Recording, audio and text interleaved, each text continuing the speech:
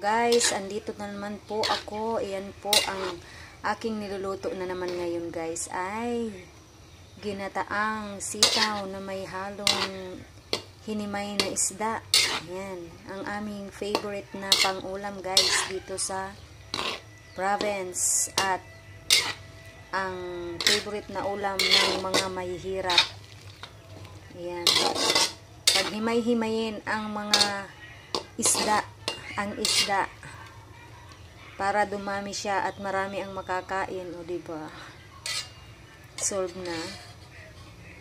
Hindi kailangang mag-away-away kung isa lang ang isda. Sawa na ba kayo sa laging ganito na lang ang ulam namin? Pero guys, kami hindi sagsasawa dyan. Wala kasi kami guys pangbili ng mga masasarap na pagkain, yung lagi na lang karne. Yan, wala kami nun.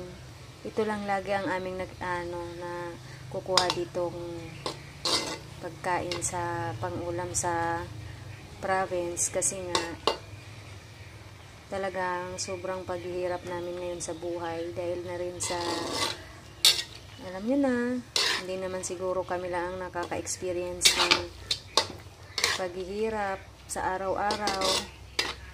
Kaya kailangan talaga guys dumiskarte kung paano ka kakain, paano mo lang mairaos yung pagkain nyo sa araw-araw guys. Maraming nakaka-relate, pero yun po yung katotohanan guys. Hindi kailangang mag-pretend na masagana sa buhay. Ito talaga yung reality. Maghirap. Ayan guys, kumukulo na siya. Lapit na yun. Ayan na guys, nilagyan ko nga pala siya guys ng malunggay. Ayan.